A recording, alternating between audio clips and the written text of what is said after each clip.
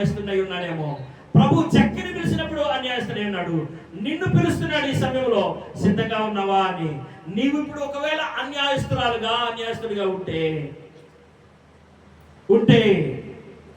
జక్కయ్య కూడా అలాగే ఎప్పుడైతే ప్రభు పిలిచాడో గబగబా వచ్చి ప్రభుని ఆహ్వానించాడు, ఇంట చేర్చుకున్నాడు, విందు సిద్ధం చేశాడు. విందు ముగించే సమయానికి అనేకులు ఎవరిని గురించి గుసగుసలాడుతున్నారంట? ఎవరి గురించి? దేవుని గురించి. ఇలాంటి అన్యాయస్తుడితో దేవుడు భోజనం చేయటయా అంటున్నాడట కదా. ఒకసారి జ్ఞాపకం తీసుకోండి, దేవుడికి ఎంత నింద, ఎంత అవమానం. ఎవరి వల్ల? జక్కయ్య వల్ల. జక్కయ్యను దేవుడు ప్రేమించాడు, జక్కయ్యను దేవుడు పరిమళ వాసనగా చేయాలనుకున్నాడు. కానీ అట్టి జక్కయ్య వల్ల ప్రభుకి ఏం కలుగుతుందంట? నింద కలుగుతుందంట, అవమానం కలుగుతుందంట. అక్కడున్న ఎన్నిక లేని వారు, అక్కడున్న మూర్ఖులు, అక్కడున్న శాస్త్రులు, పరిచయులు, అలాంటి వారందరూ, అక్కడ ఆయనతో పాటు ఉన్న వారందరూ కూడా యేసు ప్రభు అంటే బోధకుడు, నీతిమంతుడు కదా, ఇలాంటి వారితో కూర్చొని భోజనం చేయటమా, ఇలాంటి వారి ఇంటికి వెళ్తామా, ఇదేంటి అని ప్రభువుని నిందిస్తున్నప్పుడు అప్పుడు అది అతని చెవులు పడింది. ఎవరి చెవున? జక్కయ్య చెవులు పడింది.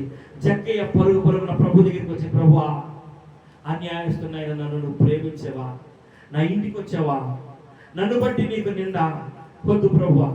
నా నిందకు కారణమైన నీవు నా ఇంట చేరడానికి ఆటంకంగా ఉన్నా, ఇంతమంది చదువుకుంటున్నా, ఇదిగో నా హృదయాన్ని నేను శుద్ధి చేసుకుంటా, ఇదిగో నా ఇంటిని నేను శుద్ధి చేసుకుంటా, ఇదిగో నా ఇంటిని నేను శుభ్రం చేస్తా, నేను సిద్ధపరుస్తానయ్యా. ఇదిగోనయ్యా, ఎవరి అంత నేను అన్యాయంగా తీసుకున్నానో ఇదిగో ఇచ్చేస్తా, ఇదిగో నేను మిగతాది బయట పారబోస్తా. నాకు కావాల్సింది నీతికరమైంది నా ఇంట్లో ఉండాలి. నీకు అవమానకరమైంది వద్దు, మూటలు బయట పారబోస్తాడు, మూటలు బయట పారబోస్తాడు. ఈ మధ్యాహ్న సమయంలో సిద్ధపాటు అంటే ఇలా ఉంటుంది. సిద్ధపాటు అంటే ఇలా ఉంటుంది. వచ్చాడు కదా ఆయన, నువ్వు కూడా పక్కన ఒక గదిలో ఉండు, నా గది చాలా విశాలమైంది, నేను చాలా సంపాదించాను, ఈ గది వరకు నీకులే, ఈ మిగతాదంతా నేను దాచుకుంటాలే అని ఆయన అన్నాడా? అల్లా జక్కయ్యలాగా ఉండాలి మనం. ప్రభు మనల్ని ప్రేమించి జక్కయ్యలాగా ఉండాలని ఈ మధ్యాహ్న సమయంలో నీ పేరు పెట్టి నీ ఇంటికి రావాలని, నీ హృదయంలోనికి రావాలని, నిన్ను సిద్ధపరచాలని, నీ ఇంటిని సిద్ధపరచాలని, నీ ఇంటిని బాగు చేయాలని, నీ ఇంటినున్న రోగులు బలహీనలను బాగు చేయాలని, నీ ఇంటి మీద ఉన్న అన్యాయం అనే నిందను తొలగించాలని, నీ ఇంటి మీద ఉన్న జాగ్రత్త అనే నిందను తొలగించాలని, నీ ఇంటి మీద ఉన్న దొంగ అనే నిందను తొలగించాలని ఆయన నీ దగ్గరికి వచ్చాడు, ఆయన నీ ఇంటికి వచ్చాడు. యేసు ప్రభు వారి మధ్యాహ్న సమయంలో ప్రభు స్వరం దగ్గరికి వచ్చిందంటే నిన్ను బాగు చేయాలని, నిన్ను ఆదరించాలని, నిన్ను బలపరచాలని, నీ మీద నింద తొలగించాలని ఆయన వచ్చాడు. అనేకులు నిన్ను అసహించుకుంటున్నారు కదా, అనేకులకు నువ్వు నిందగా అసహ్యంగా ఉన్నావు కదా, అనేకులకి హేయమైన వ్యక్తిగా ఉన్నావు కదా, నీ మృతవాసనను పోగొట్టాలని ఆయన నీ ఇంటి చేరి ప్రభు స్తోత్రం కలుగునుగా. హల్లెలూయా, హల్లెలూయా. ఆయన ఏ ఇంట ప్రవేశిస్తే ఆ ఇంట్లో మృతులు లేచి గంతులు వేశారు, ఆ ఇంట్లో మృతులు లేచి గంతులు వేశారు. కాబట్టి ఈ మధ్యాహ్న సమయంలో జక్కయ్య తన ఇంటిని ప్రభు రాకతో సిద్ధం చేసుకున్నాడు. కాబట్టి మనతో ప్రభు మాట్లాడుతున్నాడు చక్కని మాట. నేను ఒక మాట చదివించి వాక్యాన్ని ముగిస్తాను. లోకాసువార్త 22వ అధ్యాయం, లోకాసువార్త 22వ అధ్యాయం 39వ వచనం బాగా చదువుకుందామా? 39వ వచనం బాగా చదువుకుందాం. 22:39.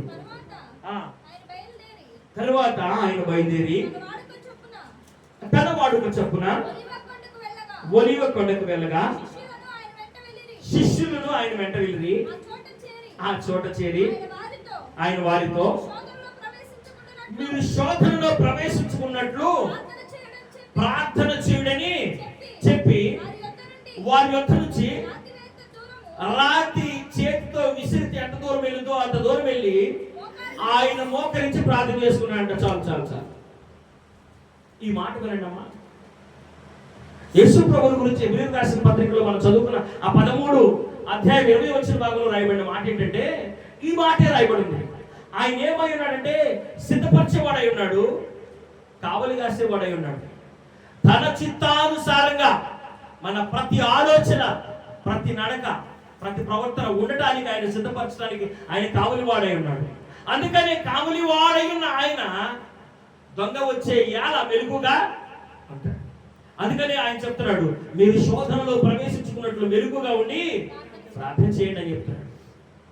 కనుక మరి సేవకులుగా ఉన్నవారు ఒక విశ్వాసిని గద్దించినా అది అసూయతో కాదు, ద్వేషంతో కానే, ప్రేమతోనే. పిచ్చి మొక్కమా, నువ్వు శోధనలో పడుకోకుండా, నీ కుటుంబం శోధనలో పడుకోకుండా, ఏంటట నువ్వు శోధనలో పడుకోకుండా, నా తండ్రి, నా నాయన, నా బంగారమా, నువ్వు శోధనలో పడుకోకుండా నువ్వు వెలుగుగా ఉండి ప్రార్థన చేసుకో. సాతాను నిన్ను నీ కుటుంబాన్ని గోధుమల వల్లే జల్లించే సమయం ఆసన్నమైంది. అది ఆర్థికంగా, ఆత్మీయంగా, ఆరోగ్యపరంగా, ఉద్యోగపరంగా, వ్యాపార పరంగా, మానసికంగా, దాంపత్యపరంగా నిన్ను చల్లించి అల్లరి చేసే సమయం ఆసన్నమైంది. నీ బిడ్డల ఆరోగ్యాన్ని దొంగిలించే సమయం ఆసన్నమైంది. నీ కుటుంబంలో అలజడలు రేపే సమయం ఆసన్నమైంది. అందుకనే నిన్ను ప్రేమించిన యేసయ్య ఈ సమయంలో ఈ అంతర్శబ్దం ద్వారాగా నువ్వు ఎక్కడుండి ఈ స్వరం నీకు వినపడ్డా అది నీకు వినిపిస్తున్నాడంటే నీ సమయం ఆసన్నమైంది. ప్రభు నిన్ను హెచ్చరిస్తున్నాడంటే నీవు శోధనలో పడుకోకుండా మెలుగుగా ఉండి ప్రార్థన చేయమని నేను హెచ్చరిస్తున్నానంటే నీకు సాతాను నిన్ను పొంచి ఉంది, నిన్ను అల్లరి చేయడానికి, నిన్ను అవమానం చేయడానికి, నిన్ను సాతాను జల్లెడలో వేసి ఆర్థికంగా, ఆత్మీయంగా, ఆరోగ్యపరంగా, ఉద్యోగపరంగా, వ్యాపార పరంగా, నీ చేతి పని పరంగా, నీ దాంపత్య పరంగా నిన్ను అల్లరి చేయడానికి వాడు పూనుకొని ఉన్నాడు. కనుక నీవు మెలకుగా ఉండి ప్రార్థన చేయి. ఇది కావాలి కాయటం అంటే, ఇది కావాలి కాయటం అంటే. నీ బిడ్డల కొరకు నువ్వు వేకుజాము లేచి ప్రార్థన చేయాలి. నీ భర్త కొరకు నువ్వు వేకుజాము లేచి ప్రార్థన చేయాలా. నీ భార్య బిడ్డల కొరకు నువ్వు వేకుజాము లేచి ప్రార్థన చేయాలా. ఇది శ్రేష్టమైన పని. అయ్యా, ఇదిగో నా బిడ్డల్ని, నా భార్యని నీ చేతులుగా చెప్తున్నా, నా కుటుంబాన్ని నీ చేతులుగా చెప్తున్నా, ఇదిగో నా భర్త పరిపాటలు నీ చేతులుగా చెప్తున్నా, ఈ రోజు, ఈ నెల, ఈ మాసం, ఈ సంవత్సరం మా పరిపాటలు నీ చేతులుగా చెప్తున్నా. మాకు నీవే ఆశ్రయం, మాకు నీవే ఆశ్రయం. ఎలాగా మెలకుగా ఉండి ప్రార్థన చేయమని చెప్పాడంట. నిద్రపోయారంట. ఏం చేశాడు? మరలా వచ్చాడు, తట్టి లేపాడు, ప్రార్థన చేయి, మెలకుగా ఉండి ప్రార్థన చేయి. మరలా నిద్రపోయారు. ఈసారి వచ్చి పిలిచేటప్పుడు సాతాను రానే వచ్చిందా? సాతాను రాగానే వీరత్వం చూపిద్దామని వరలో ఉన్న కత్తి తీసి కసక్క నరికాడంట. చెవుదే కింద పడిందంట. ఎవరిది? పేతురయ్య. ఒక సైనికుడు చెవు ఏం చేశాడు? కత్తి తీసి, వరలో ఉన్న కత్తి తీసి చెవు నరికాడంట. అప్పుడు చెప్పాడంట, నీకు కలగబో శోధన కత్తితో జయించలేవు రప్పించోడా. విన్నారా? చెప్పాను కదరా, మారు వచ్చేదే నాయన, ప్రార్థన చేసుకుంటారా, శోధన వస్తుంది తల్లి, ప్రార్థన చేసుకోమ్మా, శోధన వస్తుంది. అమ్మా, ఇదిగో నీ ముందున్న వాళ్ళకి చెప్పానమ్మా, వెళ్ళలేదమ్మా, వాళ్ళు శోధనలో పడ్డారమ్మా, వారి కుటుంబం ఏమైందో చూడమ్మా, వారు ఏమైపోయారో చూడమ్మా. సహోదరుడా, నీ ముందున్న వారి కుటుంబాన్ని హెచ్చరించినప్పుడు నువ్వు ఉన్నావు కదా, నువ్వు విన్నావు కదా, వారి కుటుంబం ఇప్పుడు ఏమైంది, వినిన వారు ఎలా ఉన్నారు చూడన్నా. కత్తి తీసి దూరితే పని కాదమ్మా, ఏంటట అని ఆ చెవుని తీసి అతికిచ్చాడంట ప్రభు. దేవునికి స్తోత్రం కలుగుగా. హల్లెలూయా, హల్లెలూయా, హల్లెలూయా. కనుక శోధనలో పడుకోకుండా మనల్ని విడిపించేది కత్తి కాదు. అన్నారా? అయితే అక్కడ ఉన్న వాళ్ళు ధనవంతులు కూడా ఉన్నారు, వారి ధనం కాదు. బలవంతులు కూడా ఉన్నారు, వారి బలం కాదు. మనము శోధనలో పడుకోకుండా ఉండాలంటే మనల్ని ఏ విడిపించింది? ప్రార్థన విడిపించింది. కాబట్టి ప్రార్థనలో విడువక మనము విసుగు చెందక నిత్యము ప్రార్థించే వ్యక్తులుగా ఉండాలి. నీ ప్రార్థన సమయాన్ని దొంగిలించేస్తాడు. మొట్టమొదట నీ ప్రార్థనా సమయాన్ని, నువ్వు ప్రార్థన చేసుకునే సమయాలు నిన్ను దేవుడు హెచ్చరించి బలపరచడానికి, ఆయన ఏదైనా నీకు ఏదైనా కలగబోదాన్ని చెప్పడానికి సేవకుల ద్వారాగా ఏదో చెప్పబోతుంటే ఆ సేవకులతో కలవకోకుండా ఏదో ఒక పని కలుగు చేసి సేవకులకు దూరంగా ఉంచుతాడు. సేవకుల మీద కోపము, కష్టము, లేకపోతే వారిని కలవటానికి వేరే వేరే పనులు ఏదో పురమాయించేస్తాడు. నువ్వేం చేస్తావంటే అనేక పనులు పెట్టుకొని మార్తా మరియా విస్తారమైన పనులు పెట్టుకుంది. ఎవరు లేక విస్తారమైన పనులు పెట్టుకొని చక్కని మాటలు, జరగబోవు దాని గురించి హెచ్చరిక మాటలు వినక టింగ్ టింగ్ టింగ్ టింగ్ అని వస్తాడే. వాడి రాతే వాడికి తెలియదు. వాడిని పిలిచి చేయి చూపించి నా రాత ఎంతుందో చెప్పు అంటే ఆడేం చెప్తాడు? చెప్పు, వాడేం చెప్తాడు? 2 సోళ్ళ బియ్యం తీసుకురా, నల్ల కోడిని తీసుకురా అంటాడు, గుప్పెడు డబ్బులు తీసుకురా అంటాడు. టింగ్ టింగ్ అని చెప్పేవాడు కాదమ్మా నీ రాత నా రాత చెప్పేది. ఎవరు చెప్తారు? దేవుడు చెప్తాడు. భవిష్యత్తు జ్ఞానం ఎరిగినోడు చెప్తాడు. నిన్ను ప్రేమించి నీ కోసం ప్రాణం పెట్టినోడు చెప్తాడు. కాబట్టి జ్ఞాపకం చేసుకో, మెలకుగా ఉండి ప్రార్థన చేయాలా, నీవు సిద్ధంగా ఉండాలా. నీ ఇంటనున్న వారందరినీ సిద్ధపరచాలా, నీకు ఎదురవుతున్న వారిని సిద్ధపరచాలా, నీ స్నేహితులు సిద్ధపరచాలా, నీ శ్రేయభిలాషులు సిద్ధపరచాలా. నీకు ఎందరైతే విలువిస్తారో, నీ మాటకి ఎందరైతే లోబడతారో, నీ మాటలు ఎందరైతే గౌరవిస్తారో, నీ మాటను ఎందరైతే ప్రేమిస్తారో వారందరూ నువ్వు ప్రభు వైపు తిప్పాలా. అది సిద్ధపాటు.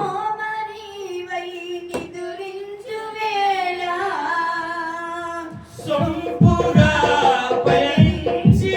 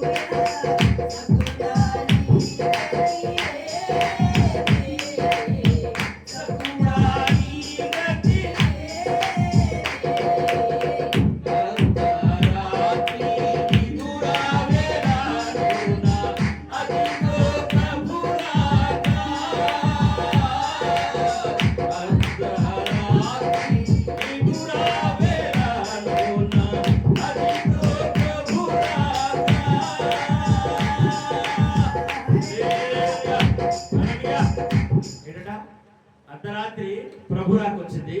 ఆ రాకడి కొరకు మనం ఏం చేయాలా? సిద్ధపడి ఉండాలా. కనుక ఏ సిద్ధపాటు కలిగి ఉండాలా? మరొకసారి చెప్తాను, వాక్యాన్ని ముగిస్తాను. ఒక చిన్న మాట మనం చదివిన హెబ్రీయులకు రాసిన పత్రికలో ఆ మాట మరొకసారి చదువుకొని వాక్యాన్ని ముగిద్దాం. ఎందుకంటే మన ప్రియులు మరి ఈ ప్రతి నెల ప్రభు భోజనంలో పాల్గొన్న తర్వాత ఎవరో ఒకరు మరి మంచి ఆహారాన్ని కూడా మనకు సిద్ధపరుస్తున్నారు, భౌతికమైన ఆహారాన్ని. కనుక మరి ఆ కార్యక్రమం సిద్ధపరచబడింది. ఈ కార్యక్రమం కూడా సమృద్ధిగా మీరు భుజించాలనుకుంటున్నా. హెబ్రీయులకు రాసిన పత్రిక 13వ అధ్యాయం 20 వచనం చదవండి. గొర్రెల గొప్ప కాపరి అయిన యేసు అను మన ప్రభువును నిత్యమైన నిబంధన సంబంధమగు రక్తమును బట్టి మృతులలో నుండి లేపిన సమాధానకర్తయగు దేవుడు యేసుక్రీస్తు ద్వారా తన దృష్టికి, బాగా వినాలమ్మా, తన దృష్టికి, యేసుక్రీస్తు ద్వారా తన దృష్టికి అనుకూలమైన దానిని మనలో జరిగించుచు ప్రతి మంచి విషయములో తన చిత్త ప్రకారము చేయుటకు మనల్ని ఏం చేయనుగాక? సిద్ధపరచునుగాక. ఈ మాటకు లోబడి వాళ్ళంతా బిగ్గరగా చప్పట్లు జరగబడతామా? హల్లెలూయా, హల్లెలూయా, హల్లెలూయా. నీవు సిద్ధపడాలి. నీ ఇంటున్న వారిని సిద్ధపరచాలి. నీకు ఎదురవుతున్న వారిని సిద్ధపరచాలి. ఇది నీకు నిన్ను ఆహ్వానించి, నిన్ను ప్రేమించి, నీకు ఒక ఆధిక్యతను, ఒక బహుమానాన్ని, ఒక గొప్ప విలువైన బాధ్యతనిచ్చాడు ఆయన. ఇది మన పని ఏంటంట? ఒక క్రైస్తవునిగా, ఒక క్రైస్తవ పుట్టుక కలిగిన వారిగా మనం ఏం కలిగి ఉండాలంట? ఈ పని కలిగి ఉండాలా. మనము సిద్ధపడాలా ప్రభు రాకడ కొరకు. ఆయన చిత్తానుసారంగా ప్రతి మంచి విషయంలోనూ మనం ఏం చేయాలనుకున్నాడంటే ఆయన సిద్ధపరచాలి అనుకున్నాడు. ఎవరి చిత్తానుసారంగా? ఆయన చిత్తానుసారంగా. కాబట్టి ప్రభు చిత్తానుసారంగా మనం ప్రభు చిత్తాన్ని తెలుసుకోవాలంటే ఎలా ఉంటుంది? దేవుని వాక్యంలో ఉంటుంది. ఎవరు చెప్పగలరు? పరిశుద్ధాత్ముడు దేవుని సేవకుల ద్వారా మనకి చెప్పగలరు. కాబట్టి వాక్యం ముగించే ముందు మరి ఒక్కొక్క మాట నేను ఒక చిన్న మాట మీద పంచుకోవాలనుకుంటున్నా. అదేంటంటే, ఒక సేవకులుగా ఉన్న నేను మీకంటే ఒకవేళ వయసులో చిన్నవాడినైనా, కొన్ని విషయాలు చిన్నవాడినైనా, నేను అనేక పర్యాయములు మిమ్మల్ని దండించాలని, మిమ్మల్ని గద్దించాలని, మిమ్మల్ని ప్రేమించాలని ఆ బాధ్యత నేను కలిగి ఉన్నా. అర్థమవుతుందా? ఇక్కడికి అనేకులు వస్తూ ఉంటారు. వచ్చిన ప్రతి వారిని సిద్ధపరచడానికి ప్రయత్నం చేస్తాం. నిలబడిన ప్రతి వారిని సిద్ధపరుస్తాం. నిలబడిన వారిని ప్రతి వారిని సిద్ధపరిచిన ప్రతి వారి పట్ల కావలి వారమై ఉంటాం. ఏమై ఉంటాం? కావలి వారమై ఉంటాం. సిద్ధపరిచి కావలి వారిగా ఉండకపోతే వారి సిద్ధపాటు ఏమైపోతా ఉంటది? వ్యర్థమైపోతా ఉంటది. ఇతరం పెట్టొచ్చినాక వింటున్నారా, ఒక చేను మీద ఉన్న రైతు వెళ్ళి మెత్తగా దున్ని చక్కగా చేను అంతా అనుకూలంగా మార్చేసి విత్తనం వేసి మర్చిపోయాడు అనుకో. నేను విత్తనం వేసి వెళ్ళి మర్చిపోయిన కోతకాలానికి వెళ్దాం అనుకున్నాను అనుకో, ఏమైనా ప్రయోజనం ఉంటుందా? ఏమి ప్రయోజనం ఉండదు. నీ పైన ఒక సేవకుడిగా ప్రభు నియమించిన ఒక నాయకుడు ఉన్నాడంటే, ఆ నాయకుడు ఏ విధంగా ఉంటాడంటే, నీకు ఎప్పుడు ఏది అవసరమో ప్రభు ఆత్మ ద్వారాగా అతడు నీకు బోధిస్తూ ఉంటాడు, అతడు నీకు అందిస్తూ ఉంటాడు. కనుక మనం ఎవరికి లోబడి ఉండాలా? అదే అధ్యాయంలో ఉంది, ఈ పై నాయకులకు మీరు లోబడి అని అంటున్నాడు. అర్థమవుతుందా? కనుక ఈ విషయాన్ని మనం జ్ఞాపకం చేసుకోవాలి. మనందరికీ ప్రధాన కాపరి అయిన, మంచి గొర్రెల కాపరి అయిన ప్రభు యేసుక్రీస్తు వారికి మనం ఏమై ఉండాలా? లోబడి ఉండాలా. లోబడి ఉంటే మనకు కలిగే ప్రయోజనాలు ఏంటంటే, యెహోవా నా కాపరి, నాకు లేమి కలగదు. పచ్చిక గల చోట్ల ఆయన నన్ను పరుండ చేస్తున్నాడు, శాంతికరమైన జలముల యొద్ద నన్ను నడిపించున్నాడు. నీవు శాంతిగా ఉండాలి అంటే ఆయన నడిపిస్తాడు. ఇంకా గడాంతకాలపు లోయల్లో నేను సంచరించినా కానీ ఏ పాయములకు నేను భయపడను. కారణం ఏంటంటే, ఆయన నాకు కాపరి అయి ఉన్నాడు.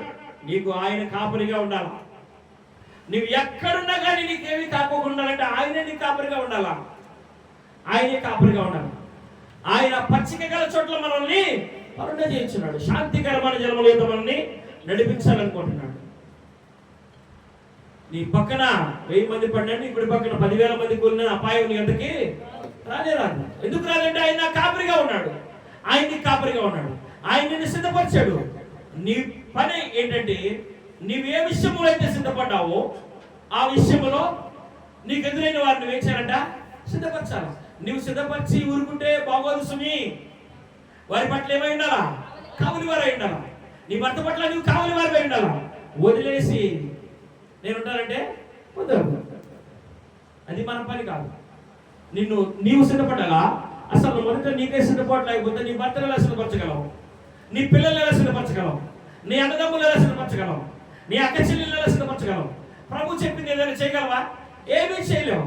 బలా మంచి దాసురాలా అని ఆయన అనగలడా? అనలేడు. ఎందుకంటే ఆయన వచ్చినాక ఒక పని కూడా నువ్వు చేయలేదు. ఒక వ్యక్తికి రక్షణ ఇచ్చాడంటే ఆ వ్యక్తి రక్షించబడిన తర్వాత తన కుటుంబాన్ని సిద్ధపరచుకోమని సేవకుడు పలుమార్లు చెప్పినాక వినకపోతే ఆ సమయం ఆసన్నమైనప్పుడు కత్తి తీసి చెవు నరిగితే ప్రయోజనం లేదు. సిద్ధపాటు దేంతో వచ్చింది? ప్రార్థనతో వచ్చింది. శోధనలో ప్రవేశించినట్లు మెలుకుగా ప్రార్థన చేయరా బంగారం అన్నావు అనుకో, చక్కని తల్లి ప్రార్థన చేయమ్మా అన్నావు అనుకో, ఆ పొదుగుగులి నేంద్రా బాబు నా మీద అధికారం విన్నారా? నీ మీద నిన్ను ప్రేమించి నీ కుటుంబము నీవు అల్లరి కాకుండా ఉండాలని పరిశుద్ధాత్మ నిన్ను ప్రేమించి ఆయన్ని హెచ్చరిస్తున్నాడు. నువ్వు సిద్ధపాటు కలిగి ఉండాలా. ప్రభు రాకడ కొరకు నువ్వు సిద్ధపడాలా. నీ బిడ్డల్ని సిద్ధపరచుకోవాలా. నీ యజమానుని సిద్ధపరచుకోవాలా. అది దేవుడు నీకు ఇచ్చిన బాధ్యత.